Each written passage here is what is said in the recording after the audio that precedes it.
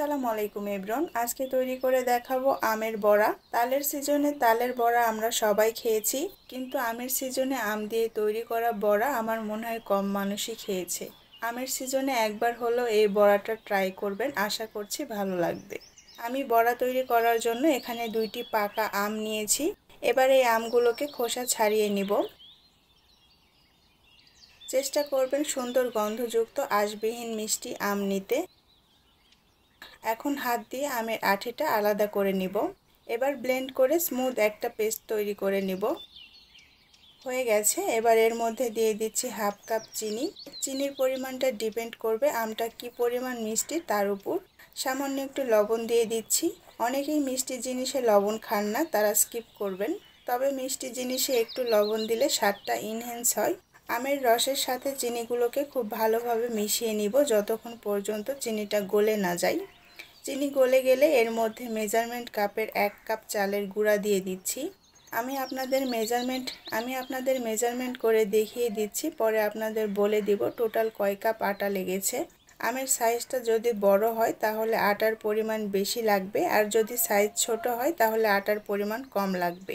আমি 2 কাপ চালের গুঁড়া দিয়েছি। এটা ভেজা চালের গুঁড়া। যদি শুকনো চালের গুঁড়া হয় তাহলে পরিমাণটা কম লাগবে, কারণ শুকনো চালের গুঁড়া শোষণ ক্ষমতা বেশি থাকে। এখন 1 কাপ ময়দা দিচ্ছি। ময়দা দিলে পিঠাটা নরম হবে, আর ভাজার পর পিঠা ঠান্ডা হয়ে গেলেও শক্ত হয়ে যাবে না। এখানে চালের গুঁড়া আর ময়দার পরিমাণ হবে 2:1, অর্থাৎ আমি 2 কাপ চালের গুঁড়া ব্যবহার করেছি, সেজন্য আমি 1 কাপ ময়দা দিয়েছি।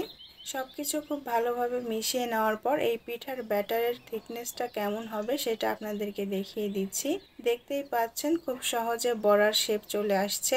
আপনারা আমের রসের পরিমাণ বুঝে চালের গুঁড়া আর ময়দা ব্যবহার করবেন। পিঠার ব্যাটার কিন্তু রেডি। এবার পিঠা ভাজার জন্য চুলায় ফ্রাই প্যান বসিয়ে তেল দিয়ে দিচ্ছি পর্যাপ্ত পরিমাণে। এখানে তেলের পরিমাণটা একটু বেশি লাগবে, কারণ পিঠাগুলো ডুবো তেলে ভাজতে হবে। পিঠার ব্যাটার হাতের মধ্যে নিয়ে তেলের মধ্যে ছেড়ে দিচ্ছি। প্রতিবার ব্যাটারের পরিমাণটা একই রকম নেওয়ার চেষ্টা করবেন, তাহলে সবগুলো পিঠার সাইজ একই রকম হবে।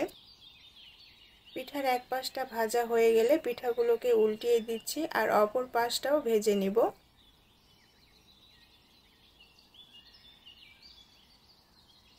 পিঠাগুলো ভাজা হয়ে গেছে। এবার তেল ঝরিয়ে উঠিয়ে নিচ্ছি।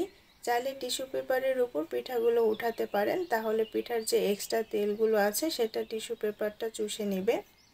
আজ তাহলে এখানেই বিদায় নিচ্ছি। শীঘ্রই ফিরব নতুন কোনো রান্নার রেসিপি নিয়ে। সেই পর্যন্ত লাইক, কমেন্ট এবং সাবস্ক্রাইব করে রেসিপি বাই আনাবিয়ার সঙ্গেই থাকবেন। নতুন ভিডিওর আপডেট পেতে পাশে থাকা বেল বাটনটি ক্লিক করে রাখবেন। দেখা হবে পরের ভিডিওতে। আল্লাহ হাফেজ।